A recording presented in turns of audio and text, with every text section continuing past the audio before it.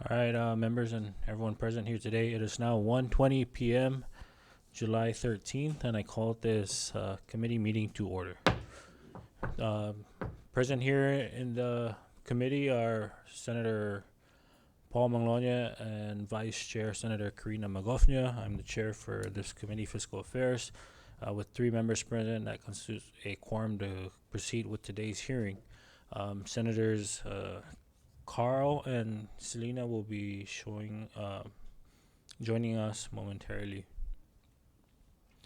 All right, and with that, members, can I get a motion for the adoption of today's agenda? So move. All right, motion was made and seconded. All in favor, say aye. Aye. All opposed, say nay. Motion carries. We now move on to the next item on the agenda, public comments. All right, if there's none, before we begin, I'd like to introduce those assisting with the committee. We have our legal counsel, Antoinette Villagomez, fiscal analyst, Dave Demapan, Sergeant at Arms, Ben Terlahi, and IT, Jonathan Diaz. Today, we called for a meeting with OGM to understand where the CNMI is at in terms of how much federal funds have been received. I know there's legislation that's currently sitting in the Senate Fiscal Affairs Committee, which was passed by the House, which appropriates a portion of the indirect costs to address deficit reduction. And so that's part of the discussion, and I hope that the administrator can shed some light if he's prepared to do so. Additionally, while OGM is budgeted at $1 under the general fund, that just means that it keeps the account open to allow for any funds to be deposited into that account. Under the statute, OGM receives 40% of indirect costs to support its operations and personnel, but also a percentage of that is reserved for subgrants. And we're basically here to hear from the administrator and his team and to answer questions that the members may have in regards to how those monies have been spent, what has been collected thus far or within the past few fiscal years, in addition to how the proposed House bill may affect the Office of Grants Management. Additionally, I'm not sure if the administrator is aware, there have been several inquiries made to the office in requests of information on fund status reports, and we hope to hear from the entity as to what the status of those requests are and where we're at with those requests. And so at this time, I would like to invite Mr. Cabrera, as well as any member of his team who will be joining him up here in the chamber.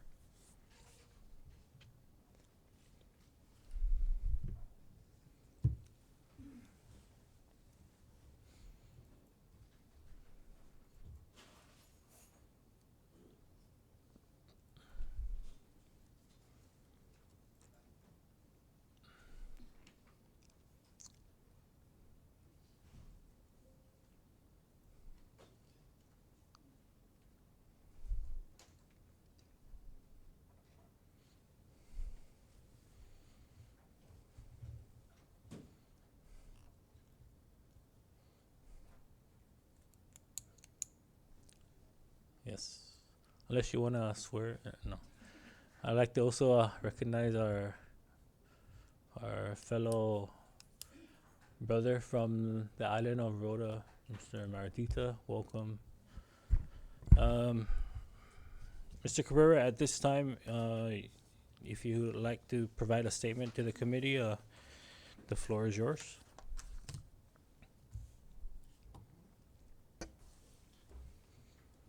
Thank you, senators. Thank you for having us here today to explain. I'm sorry, it's a quick notice, but I can explain as much as I can about your questions. It's nice at least to hear the questions for today. I can explain like how much we get annually and how we arrive at the calculations and everything. So, do you want me to just get into it, or just an opening statement of saying that what we use the money, or Sure. If you can start off with maybe, I guess the process. I mean, okay, at least within the past 2 to 3 fiscal years, how much has been received, how much goes to okay, indirect costs, and so forth. okay. Thank you. On average, the Sinoma government receives about between 3.2 to 3.6 million annually in indirect cost collections. About 3.2 to 3.6. However, when we had that when COVID occurred, that situation caused a slowdown in growth because government employees weren't able to come to work and spend the money. So that means we dip at that period for collections and indirect costs. You guys have to remember that indirect costs is it only works when you spend the grant, right? If the grant is not expended, we don't collect. There's a misconception that indirect costs is you get a grant and right then and there you take it. No. We don't collect indirect costs of construction. You don't collect indirect costs of benefits like food stamp or giving free food or any pass through. So like any health benefits you give or child care, or you don't collect indirect costs. So that's a non-taxed or non-collected indirect cost, loss of revenue per se. So last year, let me see my papers here. Last year, the indirect cost collections was $2,026,341. How do we know that? The CNMI Finance authorized only $709,210 to OGM. And this was just done recently in March. Money comes in later. And that's only at 35%. The 40% is it only occurred in 2016 or 2017 because in the original bill 19-49 you would lose 1% annually until you get down to 35%. Congressman BJ Attall's bill recommends to push back to 40%. So right now, OGM did receive $709,210 in March 2023. Yes. How do we arrive at indirect costs? Again, when you spend the grant. How do we calculate indirect costs? That's a different question. How do we arrive at the rate? That's another question. So I'm here to answer any questions if just be specific on the question. So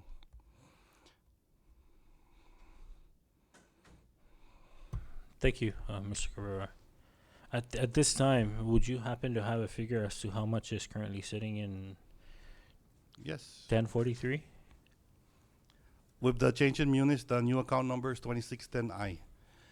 So as of now, as of a few minutes ago, before we came here, I checked the balance on munis, and current balance in indirect costs for our office, which is the 35%, is standing at 326,334.43. 326,000. However, I can see a discrepancy. They're not pulling wages correctly in the munis program. I have to check with that. However, about 353,949.31 in all other expenses have been incurred under that $709,000 indirect cost for this fiscal year. So therefore, the Sinmar government or central government finance has the remaining 65% of 1,317,104. And according to talks with Ms. Tracy, the SOF, that's in the general fund. Thank you. Based on volume 2 of the budget, the governor's budget proposal, uh, OGM shows an accounting of roughly around 50 grants, totaling 12 million. 26 of these grants totals about 7.7 million appear to having no activity to date. Do you have any idea as to why? What are some of the restrictions that are in place, or what are some of the obstacles that is preventing the drawdown? Okay. Some of these grants are new. Some are, I mean, like you can tell, like some are old, but a lot of a lot of the issues stem from supply chain issues or the contracts or again, I mentioned this in the past. We have issues with permits, obtaining the right permits. I mean, like a lot of the SCORE projects, it took us time to get the 106 cleared. Then now the feds are asking, hey, what about the U.S. Fish and Wildlife? I said, man, you didn't tell us that in the beginning. You could have saved us some time. So now we're going backtracking, trying to get Fish and Wildlife to be on board. So, so that's the main holdup. Permits. A lot of some of the just because it shows that there's no activity doesn't mean that nobody's working on it.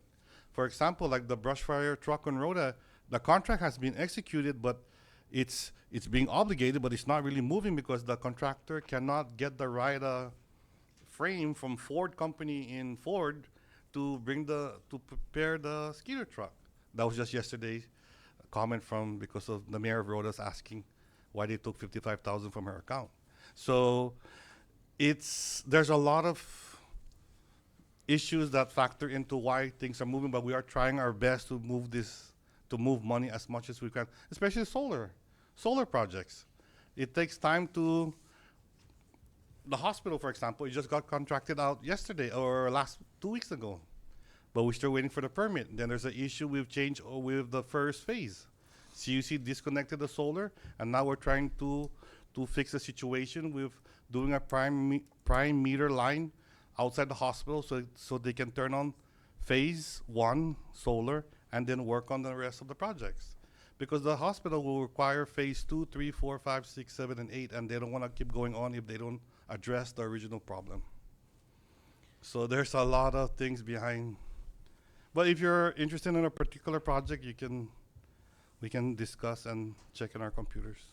But some of the delay could that be addressed by additional staff at Yes, OGM? yes, sir, you're very correct. We need to build our capacity. We need more staffing in the grants office. We've mentioned this in the past legislature. There's a good maybe 7, 8, 9 of us right now. We all have different skill sets, but we need more capacity in our office. I did mention in the past with the Senate that for every staff we receive, we guarantee you at least $1 million in revenue a year in grants, bringing in grants a year. But so if you check, if we have only 7 staff, we're supposed to bring in only 7 million, but it's So why hasn't it been included in the requests from the administration? again we only get $1, and because that's from the past issues. Every time we submit our budget, it gets submitted, but we always get $1. For the past 4 years, we've been getting $1. So I mean, like everybody keeps saying, like, why don't you just stick to your indirect costs and don't ask for money from the local? But it's hurting the economy. But I think grants is one way that the economy can rebuild. And if you can tell, a lot of the grants are coming for construction. And like I said, they're not taxing. We're not getting indirect costs from construction. So we might dip more in the future because we cannot get indirect costs from construction. Therefore, the only avenue you should take is to increase the construction tax. Have you done an analysis as to how much this could bring in revenue based on your current grant awards for construction? It's going to bring at least, without Tinian's 500 mil, you should bring in at least 18 to 40 million a year. And that's without the ROI on like income tax from individuals that are working on those projects. So that can help save the referral and the hospitals, Medicaid, or other areas in the government sector. Mm, thank you.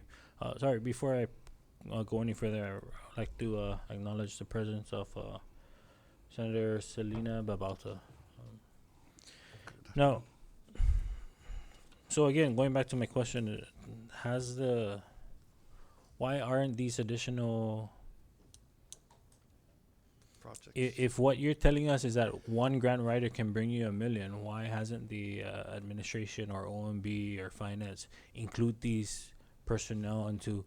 I mean, the cost of one grant writer is a Fif- fraction of how much they can bring in. So why That's hasn't? very true, sir. You're right.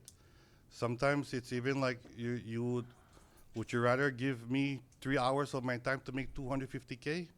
I mean, I would honestly give me 3 more hours to make 250K for the island, for the CNMI. It's a matter of finding the right people, and I think it's just a matter of priority. And I think we should. Services is easily. I hope you're trying. You know what I'm trying to say.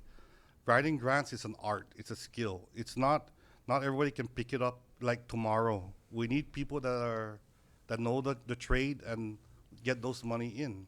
So there are a few grant writers that are very skilled in the CNMI, but they rather work outside, be private, because they can make more money. So it's we need those grant writers to come in and work for the government. Unless we can raise the rate or raise the salary, then that's a different conversation. But Is there we need more. is there any limitation as to what percentage can go to the state clearinghouse in regards to the 40? Can we increase? Let's say now that the bill is up for discussion and we can make these additional changes to percentages, is there a limitation as to the grant That's per award? the law. That's per the law, sir. So Right. If we amend the law, would that affect any of the outcome of the way the grant was awarded? no, Once no, because indirect cost is not a grant; it is Right. a reimbursement. right. Yeah. And so if we had say so okay, so let me ask you, how many additional employees you feel the agency needs at least for the next fiscal year that could address or could that you could support, and that way maybe we can increase your indirect costs to support those additional FTEs. That's a good question, but like I said earlier, if you want $50 million a year from the grants office, provide us with 50 people. So if you think about it, 50 million is a big chunk of the economy. I highly suggest that we consider that option. If you may, sir, like, how about 10 people, $10 million? I mean, $10 million at 35 or $40,000. We're asking $400,000 plus fringe benefits of 13.5%. That'll equate to $10 million. I think that's a good trade-off. But technically, we could make more. There's a lot of grants out there, and right now it's grant season. And I mean, like, to be honest, it's almost like every 3 weeks we bring in $3 million per se. Every 3 weeks. That's a lot of work on a few of us in the office to be grant writers. We're not all grant writers in the office. You have to remember that. So there's only a few of us, handful of us writing grants, and it takes a toll on us. So I'm glad that the other agencies in the government are pushing, like trying to get their weight in, but there are still several agencies that need that extra help. That's why sometimes it's not fair where they come in and, I mean, it's good that they ask for help. We try our best to help. The governor really tries to help them. But think about this, us solving a toner issue or a gas issue takes away our time from writing. So it really hurts our time, and,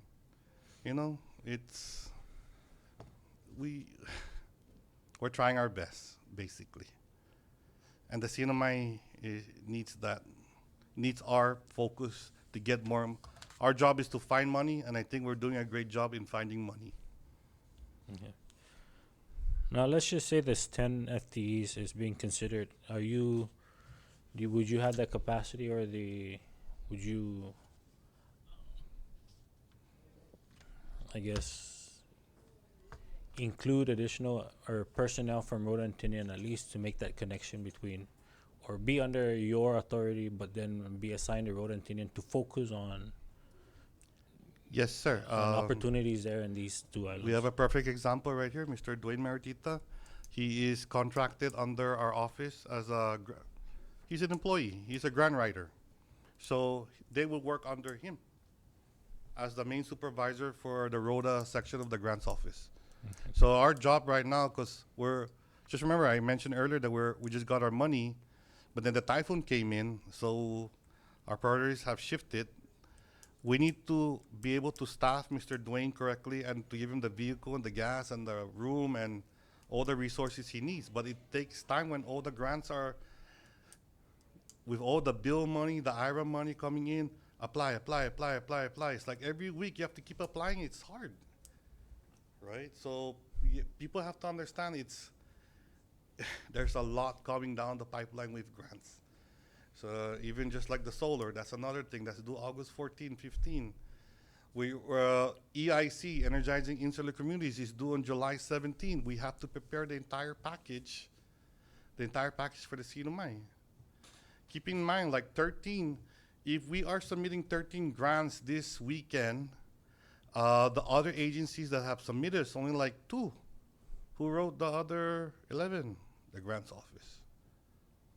Right? So, and that's, in essence, that's a guaranteed at least $3 million for solar. That's not including the EPA funding that we mentioned, that's in the papers. So there's a lot of funding. I would like to mention too, just like this morning, I received an email from OIA asking me questions about the 250K for the island of Rhoda for the typhoon. They asked me questions, what did you guys send to Rhoda? Or what items went on the C-130? What items went on the barge? Why the dump truck still on Saipan? And I had to explain that sometimes vendors here don't want to release the items because they didn't get payment. I don't like the grants office name to get back because we cannot pay. So it's very hard for us to keep working when we have to keep paying for other things outside the grants office. You know what I'm trying to say? We're trying to make things work with what we have. So it's a everyday constant battle just to try and help everybody. But again, our priority should be to find more money because we need it here.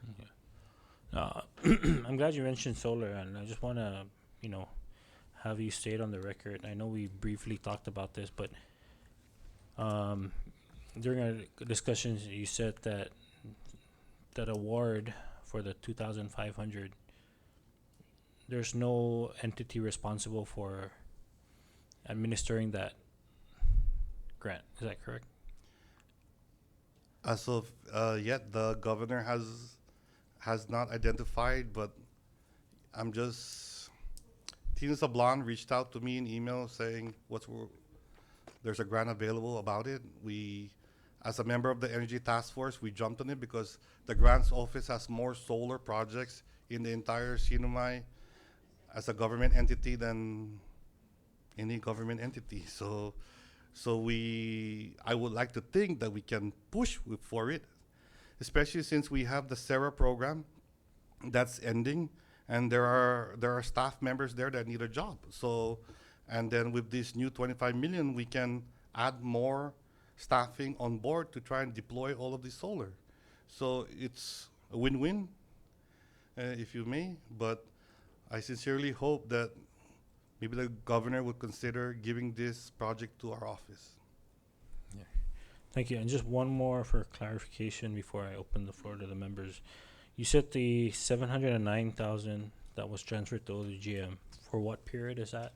That's the indirect cost for what period? That's for FY23.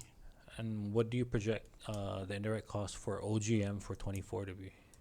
For 2024, the truth is we have not done the FY23 rate. As mentioned earlier, I mentioned that we have not done the FY23 rate.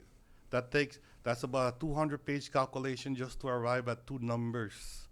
So what happens is we need to do our job to help finance technically to do that indirect cost rate.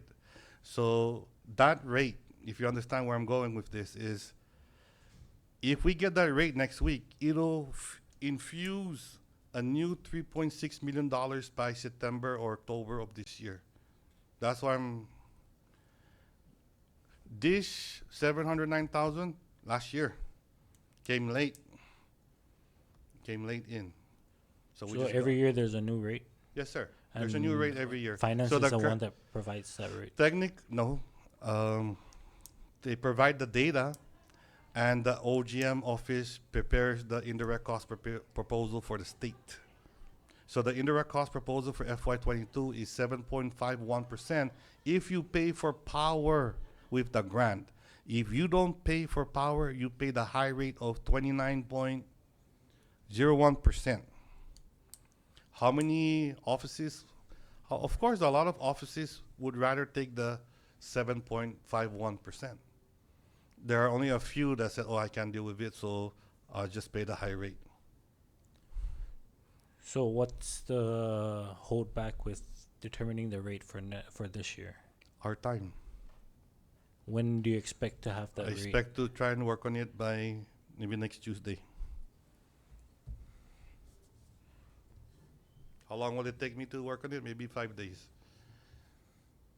Can you That's provide the committee as soon as all this rate has been done and what the expected Yes, sir. indirect cost would be for next fiscal year? Yes. Thanks. At this time, I open the floor to the members, and I recognize Senator Paul. Thank you.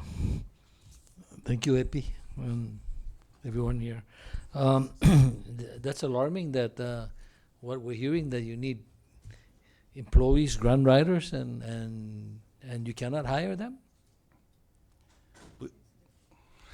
It's difficult to find and hire, but right now, like I mentioned, a lot of the all others is almost like being reserved, or in a sense, reserved for certain extreme.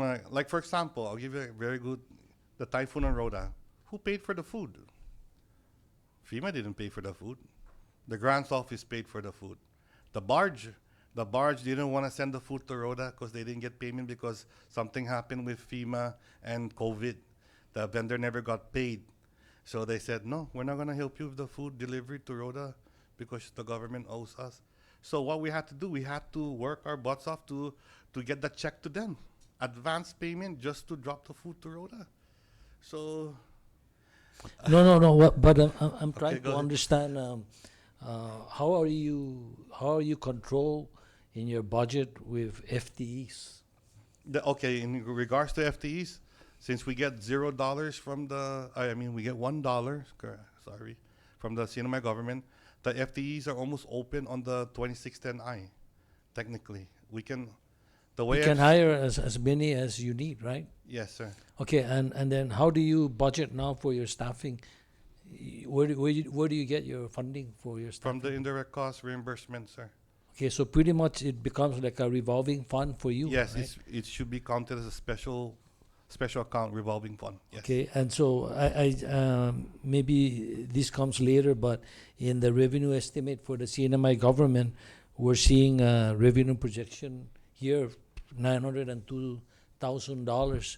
For indirect costs? Yeah, For what year? for 2024. For 2024? So they're putting a figure. What I'm just saying is, if it's like a revolving fund, why is it in the budget then? It's probably just an estimate forecast. Okay, So but can you then just repeat that again? How much is it? 902,404. 404. So 902,404 is 60% of what number?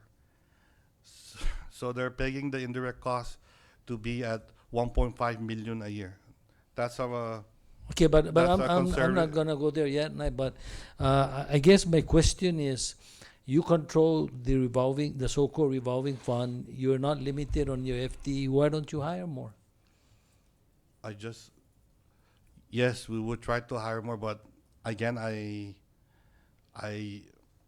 that would depend on the administration. Oh, so you have to convince the governor, I guess, that you need 5, 10, and if he says okay, then you don't really need any legislative approval, right, or any budgetary provision. You just hire, right? Yes, but proper planning. We did some proper planning with that with the current funding that we have. If we don't get the solar grant, what would happen to all those people at Sarah? Do we carry them? Okay, well, So I'm we not have to talking. I'm just prepare. talking Okay. about, because you say for every individual that you hire as a grant writer, you make 1 million, right? So just Okay. sticking to that issue there. I guess, is it an issue of there's not enough applicants?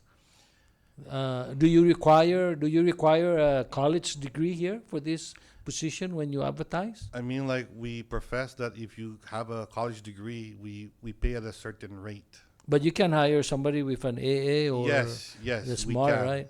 Yes, we can. And so Why it not? looks like you not only grant writers, you also need administrative people, because why are you uh, putting your hours into inventory and into, shipping and logistic issues? That's not your job. You should be doing the IC rate and get that out since last month, right? But they're bothering you for all this, so it looks you need some administrative people also in the office, right? Yes, sir. But it's a good bother because we help the people of Rhoda. Yeah, but they delay you from doing the important job, right? It's a good. And the other thing is the salary also. Can you have like contingent commission to the grant writer we- for their salary? I would wish, but you have to put in the bill, right? But technically, by law, federal law, you're not allowed to do Oh, that. you're not allowed. Okay, so we Yeah. cannot go there, right? Yeah. So it's just the salary, and you're paying about 40,000 a year. 35, 40, 42, yeah. And may I ask you, how many do we have on Rhoda? For Grand Rider, Yeah, under your office, we have two. Mr. Two. Martita And Miss Tana Tamanyo. and Tanya Tamanyo. Tana, no? Tana. Okay, and for Tinian? We have none on our payroll. However, the mayor of Tinian has his own. We used to have Dorothy San Nicolas before under our payroll, but then she transferred over to the mayor of Tinian. So Does Rhoda Mayor have any under her staff? No. Under her budget? I don't think so. No. Okay, and so what about for Saipan, Grand Rider or the office staff? grant writer? We have practically two or three, and I'm one of them.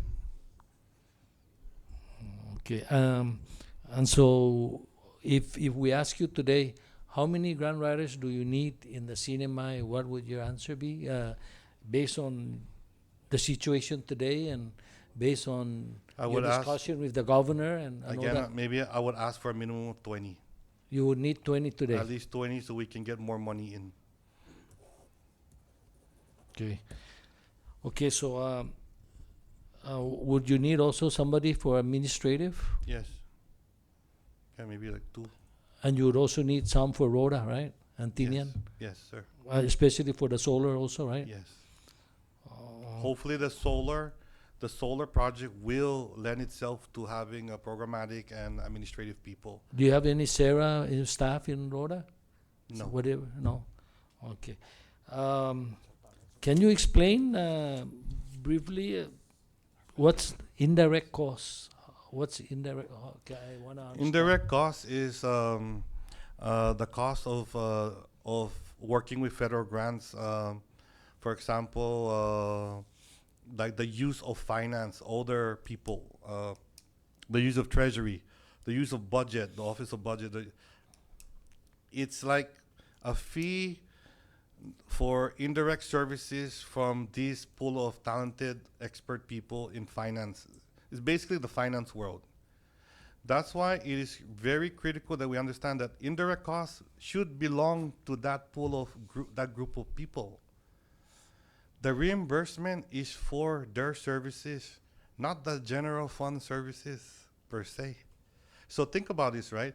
How can you say that you're giving indirect costs to PSS? Because if you think about it, 65% or 65% is in the general fund. No, that money again should be vested into finance. finance, procurement, that money should go to them because that's a reimbursement for that service, not for the fire station, for example. For example. So that money should be reserved for the cost pool because that's the way we calculate What it. about cost for construction management or? No, no, sir. It's not included, It's not even. construction Construction management? management is on a different. But that could be billed as part of the grant cost, right? So the way the construction management services work is, we don't even prior to FY22, I think Secretary Atalik did not allow indirect costs to be charged on, for example, CMS or A&E, right, for architecture and engineering. So we were not collecting indirect costs off of that service because it was treated as construction. Remember what I said? If it's a construction money, your line item is construction, you don't collect indirect costs off of construction. You don't collect indirect costs, construction, benefits, and I forgot, you cannot collect indirect costs on vehicles and any capital item more than 5,000 a piece. So if you have a computer that's 5,100, you cannot charge that indirect cost on that computer. However, if the computer is 1,499, you can charge indirect costs. It's the way the system was built. And who? But that's us that decide that, right? No, sir, it's the federal. The federal that decided that. Yes. So indirect costs for I can understand design and Construction. and A&E, right? Yes. A&E not to be part of it, but do you know that once you award somebody, Department of Public Works have to inspect it, right? Whether they're on time and the Yes. scope of work are being applied, and so Public Works cannot get indirect costs. No, because we don't even charge it. We don't even collect off of it. Indirect CMS, when you're talking about CMS, that's built into the contract for construction. Sometimes, right? Sometimes. Mm-hmm. So that's already part of their fee. But we don't give money back for CMS work. The indirect cost, if you really want to think about it plain and simple, it's just like a grant tax. It's just like a tax. The local government Taxes. collects it because they give services from finance. Yes, sir. But at the same time, also Public Works is a local government agency that inspects the project. You cannot include that So they inspect, who's paying them? from this grant. From the grant? Or nobody's paying them. The government is paying them, but we want to collect from the grant. But the problem is they're charging the construction firm, right? Oh, For no, example, no, they're not. Public Work is not charging the construction company because they're the ones just kind of like managing the project. No, I know what you're trying to say, but it doesn't work like that. We don't give, They can charge the grant money for directly. if that's part of the way the grant was written, then yes. Okay.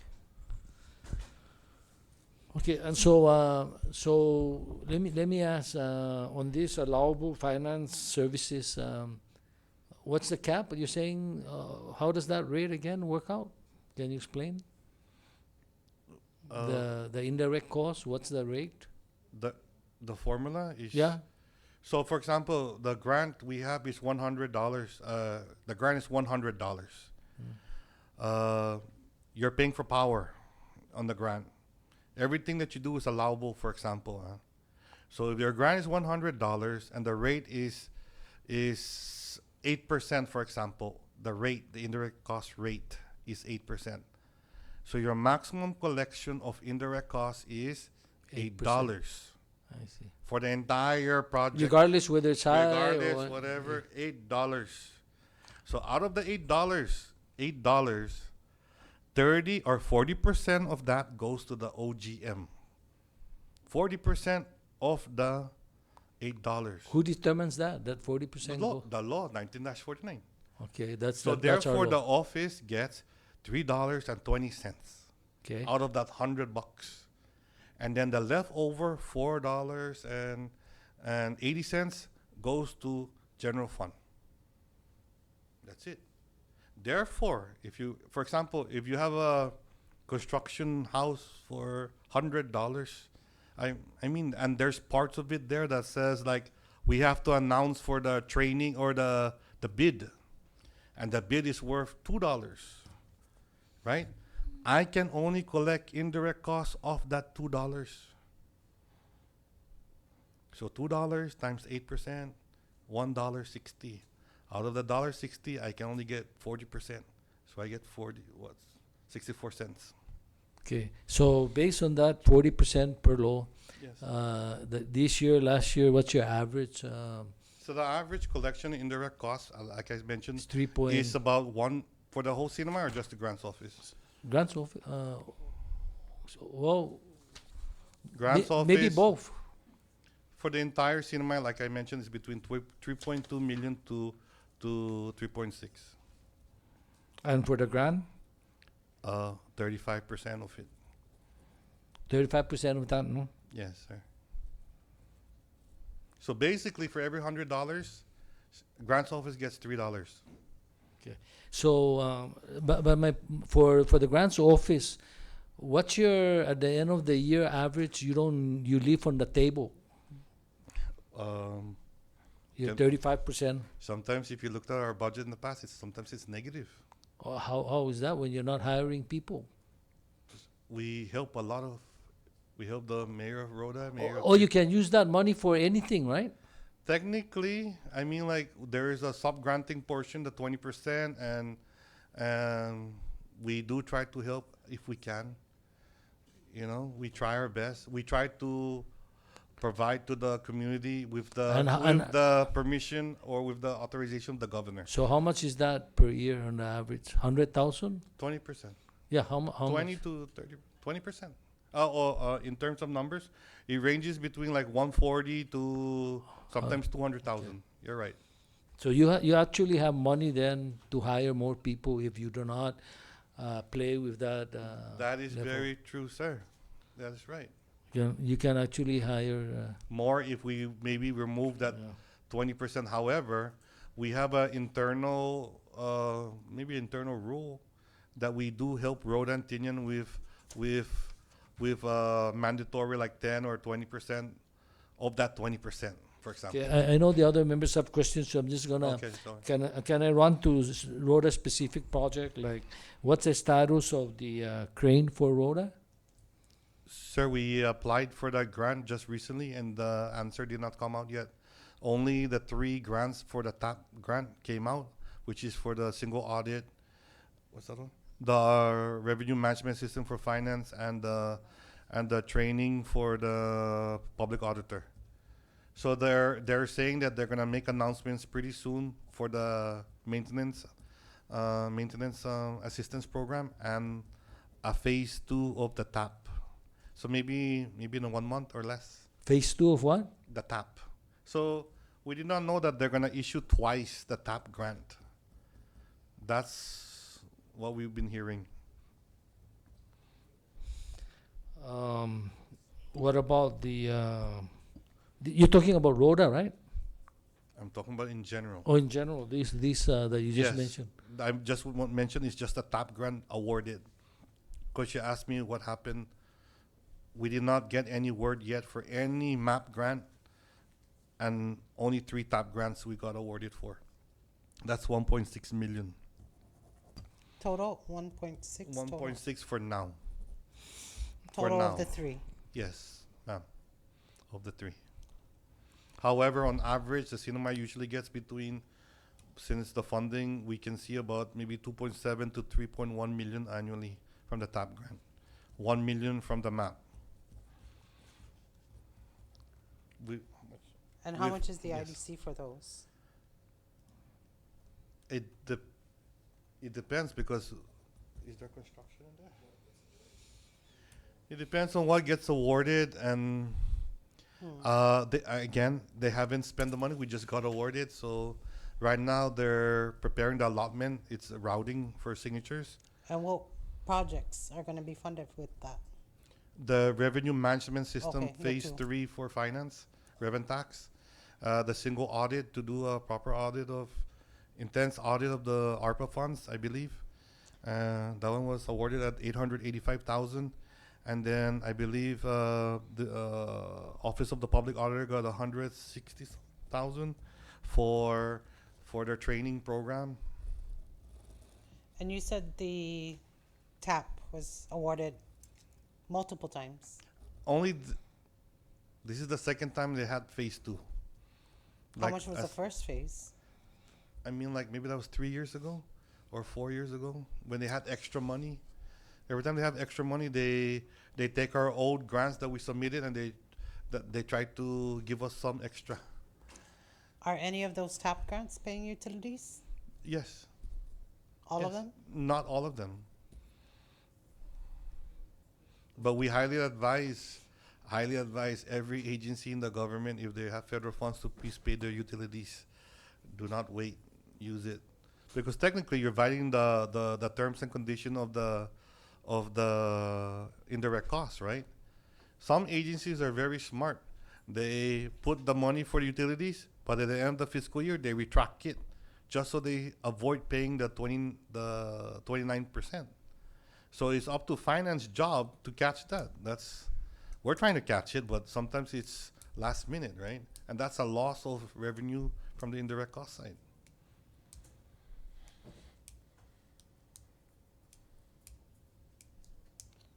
Oh, wait. Yeah, on the crusher equipment in Rhoda? Yes, I think it's.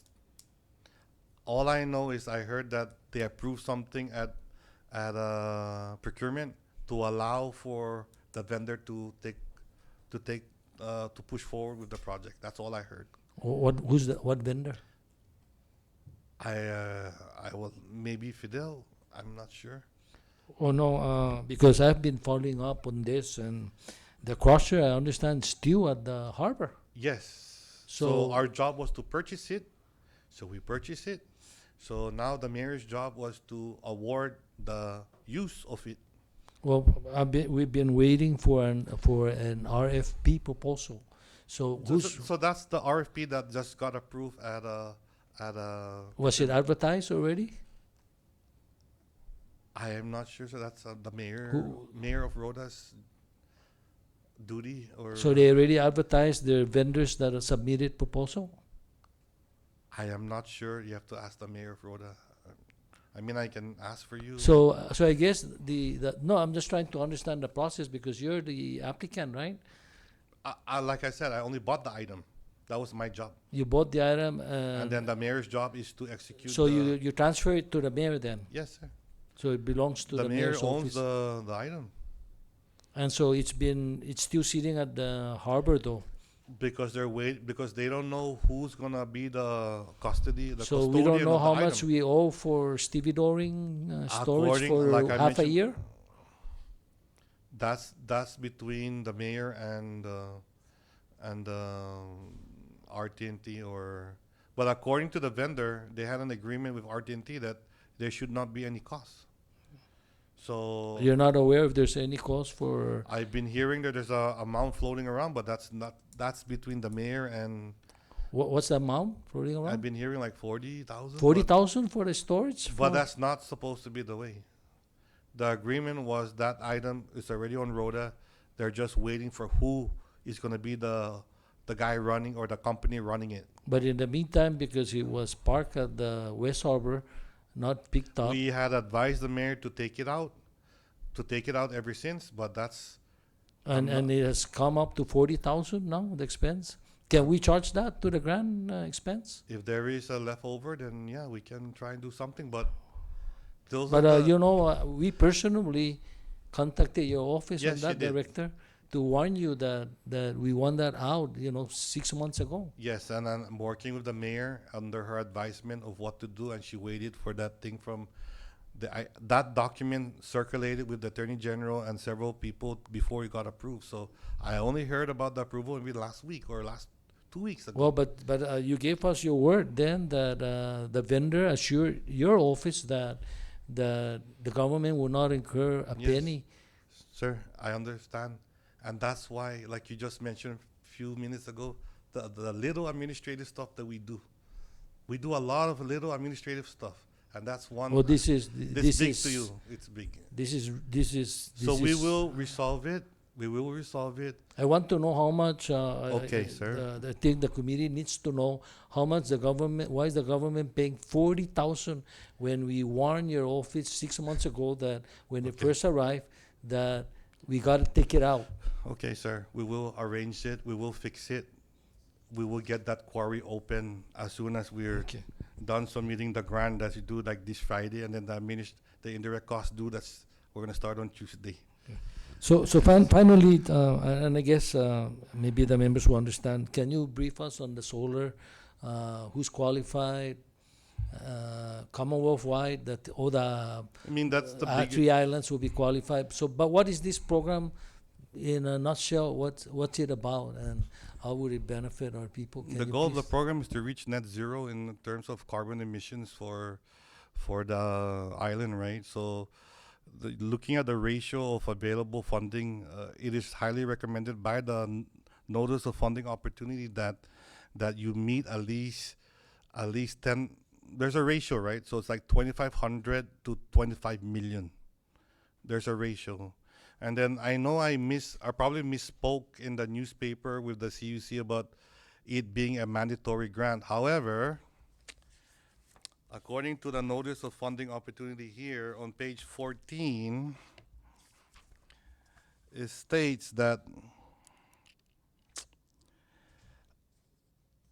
EPA intends to limit the total number of awards across all 3 award options to 60 awards, up to 56 awards, one to serve each of the 56 states / territories eligible for this competition. So unless Sinamay is not a state or a territory, then we're not gonna get it. We're gonna get it. So we are gonna get that 25 million minimum.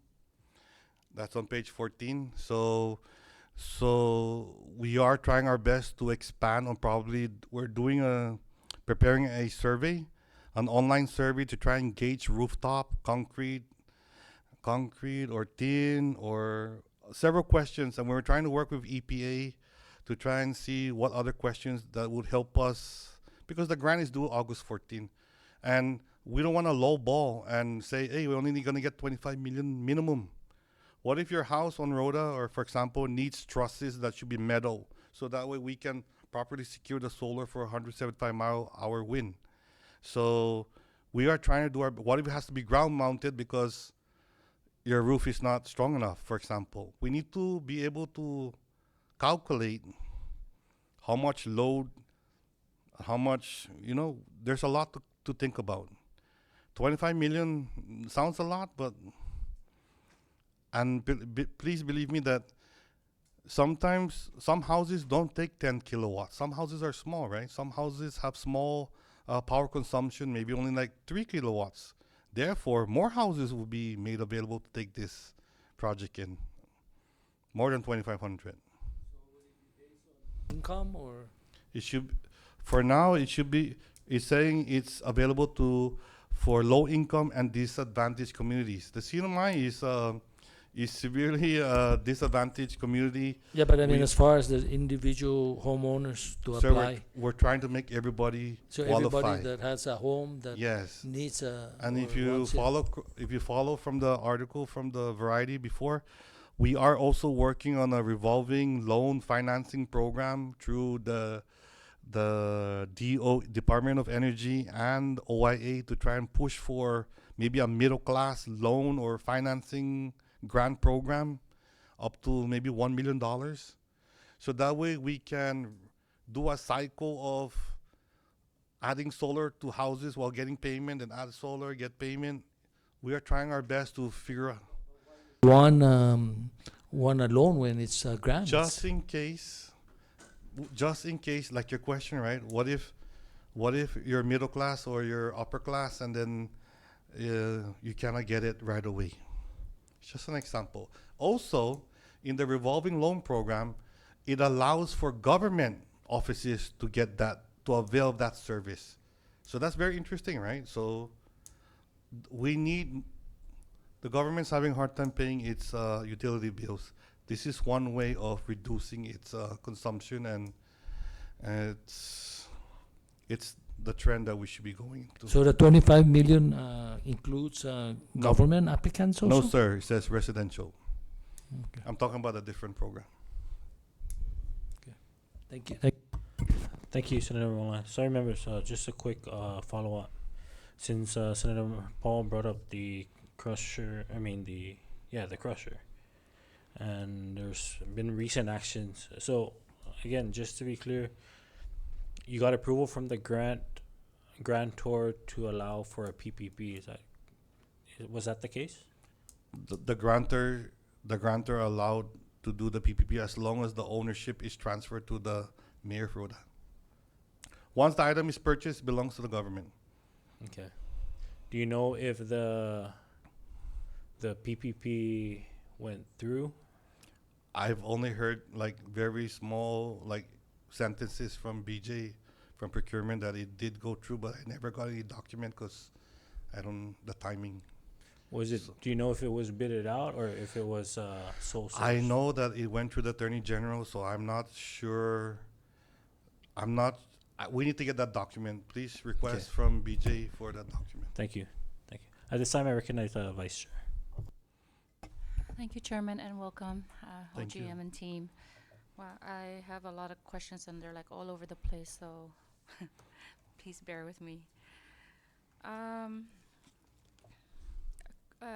I guess, like for the A&E, it's categorized under construction. Is that it was categorized from the grantor, or is that you guys decided to put A&E under construction? In the past, I believe that because under JDE, they had a section under the allotment construction, then A&E, then contingency funds, and then CMS work. That was in the past. So it depends on who So created it wasn't really the grant- requirement of the grant. No, Because A&E is more of a professional service. that is correct. That's and why I don't know. I mean, if we can get IDC for because they're not cheap, right? you're right. That's So- why it was highly recommended to David Atalik, SOF, before that A&E should be counted as a professional services under contractual. And that's how you can collect indirect costs. So it serves the purpose for finance to define that in their system, so that way you can collect indirect costs so it from sounds like it's an internal Yes. policy. So have you had conversations with the current SOF. SOF to make the have- change? Because that's I mean, money. like it was the tail end or like in the mid to end with David Atalik. He understood that, but I haven't relayed that message because I don't know if they're still following the same system. I mean, I think it's very critical and it's time sensitive that SOF changes the category for A&E and remove it from construction so that you can start collecting IDC for That is those that is a services. very good recommendation. Okay. So Okay. So you talked about 2610I, which is the new account, right? And you said that there's $326,000 and some Yes. cents per munis. Does your office keep an accounting of all the grants awarded, on its own, and whatever the drawdown sound, et cetera, so that you yourselves and your office know exactly how much is showing on your books versus what's showing independently outside of your office, say from munis or finance? that's a good question. Right now, our office has only limited, or we have the full ability to see only grants under what we get. However, I have access to see everybody's total, but I cannot go inside everybody's books. Right, but I'm just saying, as you apply for it and you get awarded, I apply or we apply? your office. Okay, yes. Your office, as they apply and you get awarded, somebody doesn't keep an accounting of all those awards? Yes. Every staff member Okay, has their own. So you're saying that you don't know if the balance, the $326,000 balance that's showing in Munis is actually accurate? What No. does your book say? No, okay. Okay, so I just printed this out like what does it say? Right, you said before you get- 12/17 today. Yes, Yes, so I have here the figures. the Munis, yes. Yes, but apparently the salary is not moving, and there's people working under this account, so it should be working, but it's not showing. It's not showing. Mm. So there's a glitch in the salary, so we have to correct that. Okay. Well, I think for clarification, 709 was transferred, and then the 300 is the balance of the 709. Yes, sir. Okay. Okay. Okay. And then, so I'm curious, are all the promulgation of regulations for sub-grant programs implemented? No, ma'am. That's a good question. So we do have standard operating procedures for sub-grants ever since 2017. So we try our best to follow that standard operating procedures. So because of that, because of Senator Edith's statement, it just reminded us that we should promulgate the rules and regulations. So we submitted to the Attorney General and the LSR to try and get assistance to help us promulgate those regulations using our standard operating procedures. Any reason why those haven't been implemented, I from mean, way like back? us, it's just time. We really, I'm sorry, but you can tell I could barely answer phone calls already. I could barely Are there- answer emails. Are there any consequences to non-implementation of regs that are I'm- supposed to be promulgated way back when? I hope that just I by help. mean, uh, I mean, I understand that there may be consequences, but at least would the, for the would the consequences have any impact in future opportunities for grants? no, because that money is internal. It's localized. Okay, so even if it was an audit finding, it wouldn't have an, I mean, that's interpretation of the auditor. I believe what you're trying to get at. That's what I've learned is it's an opinion, and I mean, but the help was there to the community. okay. I mean, that's So, all but I you're can taking say. actions right now to Yes, ensure yes, that- ma'am. Okay, And the public auditor did call our office. The staff of the auditor called, and we are trying our best to work with them. okay. Okay. That's good. Since becoming the administrator, what is your reporting process for IDC expenditures? So we do put it in the CCR. Is that good enough, or we do? Is that, how often do you do that? Is it monthly, quarterly? That's a yearly, Oh, annual. it's an annual, okay. How much has the CNMI received in total for grants? This year, or like in total, like for what year? In total, Like okay, let's say the last 3 years. well, I'm gonna lend my. For our office or for the And CNMI? the entire CNMI, and then for your office. For our office, how much? For our office? For our office, according to my analyst Jamie, 52 million. 50, and then how much total? I will lend myself to the audit report, because the audit report will tell you that the CNMI government gets about 243 million, and now it depends because of the ARPA money, so it fluctuates. So No, so just in the last 3 years, how much has the CNMI received? I would have to get back to Okay. you. Not a problem. What's the extent of OGM's involvement in permitting? Permitting, what kind of permitting? You were mentioning something Okay. earlier about So you're talking about administrative work to Yes. get the project going. Yes. We have to apply for the zoning permit. We apply for the HPO permit, the Section 106 clearance, now the U.S. Fish and Wildlife. We apply for the project in order to get the project going. So we have to do our leg work. We even do measurements for buildings before, as the requirement of the grant, right? We have to do what the grant asks of us so we can get the grant moving. Got it. So sometimes I think the question is, are we also managing grants? Yes, we are managing grants, because we learned in the past that some agencies cannot manage the grant. So we are trying our best to do that, some of it for some. In regards to the SCORE project, that program is under our office. So we do what we can for our programs, just like the SARA.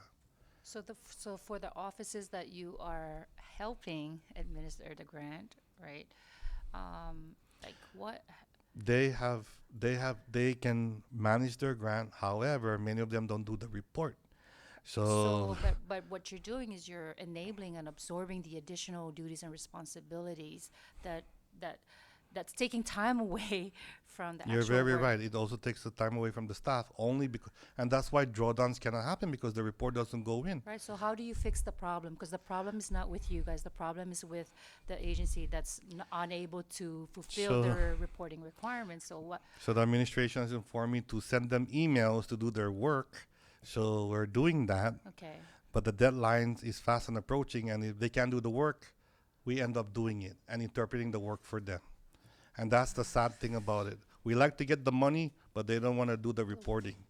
So I'm just trying to see how Yes, we you- can, because I do see the challenges that you are faced with, right? By absorbing the additional workload, which you Yes. shouldn't, but I also see the side where you're saying if you don't do it, then, yes, so it's a double-edged sword, but I just think like, we're not helping the situation, or we're not yes, fixing the problem, because the problem is the root cause is someplace else and not your office. So maybe yeah. that's a conversation that needs to be had another time, but, okay. You're right. Are there any grants nearing expiration that have no activity? Do we? Because you did mention earlier that there's some grants that are like, there's just no activity, and I'm curious to know, how many of those grants are inactive, and are they nearing expiration, and are we gonna end up losing the funds? You wanna say that or? Can she answer? Sure. Chair, Press. is it okay?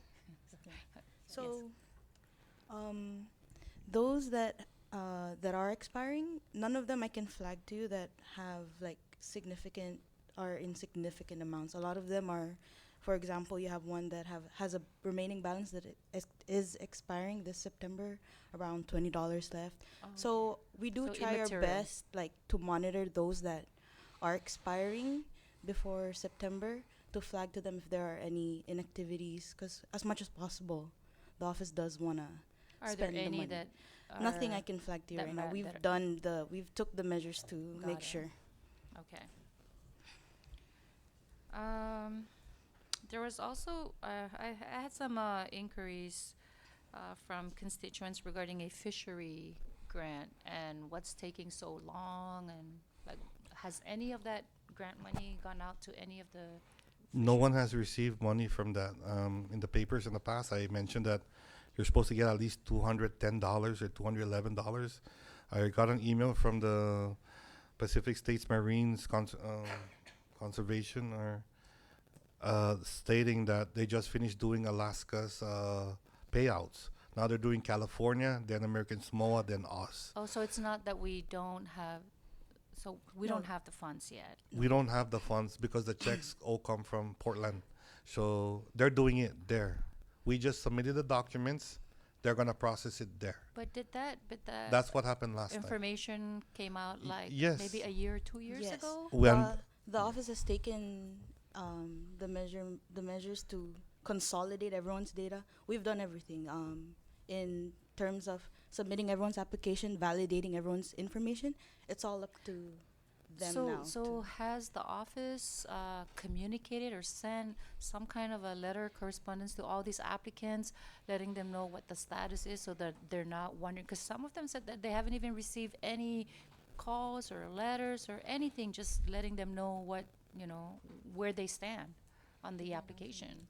I mean, we announced in the newspaper, but if you want us to reissue another article to inform them I of don't know I'm not telling you what to Okay. do. I'm just saying, what is the process? When somebody applies and they don't qualify, or they're gonna Oh. get something, like, do you guys notify them? Because leaving them hanging is, Okay, we apologize to the community, but we will send out a press Okay. on that I item. think that would greatly help because there's a lot of them that are still wondering, like, whatever happened to that grant Yes. and Yeah. how come there We're hasn't. not holding up any part of that grant. And I think it would be really helpful if you let them know that it's not that you guys, We are not. you don't have the money, Yeah. that it's going through a I process did try right to now. ask the Pacific States Marine Commission if they can transfer the money to the CNMI, and they said no, because it's like the grant came from NOAA, and these nonprofit, like per se agency, is controlling it, and then we're just the beneficiaries. So they want to keep their indirect costs too. So Right, but I don't understand. Like, this information came out like a couple years ago, and it's like what? so the way I perceive why it's taking so long is now people know there's a lot of money in the fishing, because people got 700 some dollars last time, and I think a lot of people didn't apply. So now there's a big volume of people that applied this time, Okay. and then now it's holding up the whole chain. Okay, Yeah, but we did submit everybody's application. okay. I'll be Okay. sure to communicate that with those Yeah. Okay. people who were inquiring. Next, are there any criterias as to how IDCs can be spent? What's allowable versus unallowable? And I'm asking that because you had said earlier that you spend the money for food on Rhoda after the typhoon, and I was curious to know if there are spending criterias on how IDC funds. I can mean, be- like, in my honest opinion, it's we treat it almost like all others, because it becomes localized. right, but at some point there has to be an established guideline. However- as to how, yeah, as But to- however, we did put that line item under the grant, so we're using it like it's gonna be reimbursed back by whom? By FEMA? by the feds. No, not by FEMA, by OIA. By OIA? Yes, by OIA. And that grant, like I mentioned, is the one that they're gonna give a response to next week. Okay. So we But did. is food considered an allowable cost? It's an emergency. I mean, I take the direction from the governor. The governor said, please assist the people of Rhoda in this time of need. So I took the order with, you know. So- Is this food as in food distribution? Or Yes, food food distribution, oh, emergency. okay. Yes, the Got it. water, So the not rice. food for the No, workers? no, no, or- no, okay. no, no. I'm Just- sorry. I need to clarify because Emergency food distribution, rations, nourishments for the people of Rhoda. Got it. 700 tell- households. Are you able to tell us about approximately how much you guys spent on that? For the whole project, just the food. The food. 103,000 something. 103 something. Okay. Thank you for assisting. Any other items that cost that you spend the IDC funds on that are not really pertaining to projects, but like give us some examples of what you spend the IDCs on. Just recently, I mean, like, for example, the governor requested assistance to help the community in terms of the sports disability fest to help with the Olympics for the disabilities. He asked for $12,000 to cover the banquet, that we use the indirect costs under our office for that. Number two, he asked, there are requests, right? Requests do come in, and they're forwarded to the governor, and the governor decides whether to assist or not to assist. So, just another So one So recently. it's discretionary, Yes, and it's the discretion is on you as the I expenditure don't authority. really give out money from I make the governor decide. I give him. Are other requests coming in other Yes. from the governor? So Of- that we know who to go to when we I need. mean, like, we should. The governor's my boss, so I lend everything to him. So I yield to him. So right now, the other assistance that we provided include the Carolinian Voyagers, the MISU voyaging program, or the guests that we have here. The Refollowers Advisory Council request for $3,000 for their event, and that was approved by the governor. So that is another assistance that we provided from our office. just in the past 2.5 weeks, example. But the governor, he really tries to exercise the not to spend, like I'm just curious if there are any borderline or questionable expenses that your office is paying out of IDC, and who we determines try, that?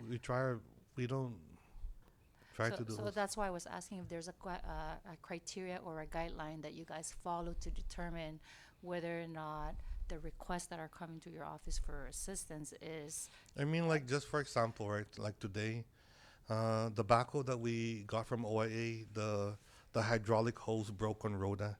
And it's like, what we're gonna do? The warranty is not gonna come in quickly, so the governor, lieutenant governor, said, "Hey, you fix it." We said we have to assist, so we bought 5 hydraulic hoses for Rhoda. So those are some of the. are those reimbursable back to you guys? Are you No, guys planning we're not to? gonna ask for the reimbursement because should we? How? What I mean, grant? but that's money that you could have used to hire more people That is to very true. assist. Well, what grant would give me I would have to write another grant to get that reimbursement. So I'm curious, when you assist agencies and departments write for grants. I know you're writing grants to purchase the equipment or whatever they were asking, but do you also incorporate costs associated with that, such as the shipping or maybe the unloading of the equipment and like with the whole thing, right? The We whole issue try. with Rhoda right now, where your job was to purchase the equipment and get it there. Now it's up to the mayor of Rhoda to, but when going through all that, is there a planning process that incorporates all the additional costs associated with purchasing the? We try our best to think of everything associated with that project. So if we miss like a few, like $100 for something, then we take it out from the indirect cost. But we don't spend lavishly on. We try to help the community first. No, So, yeah. I'm asking because We, I trying mean, to see if you can incorporate it in your. I mean, if grants the writing. public does not understand, like, we've been doing this for the last 8 years. A lot of the distributions were all from the grants office. The big one on Kobler, 632,000. That's from the grants office. Almost every major distribution came from the grants office. So we have a lot of practice, if you may, of what it takes to get things quickly, to deploy resources quickly out in the public. So we have a lot of practice. Okay. Um,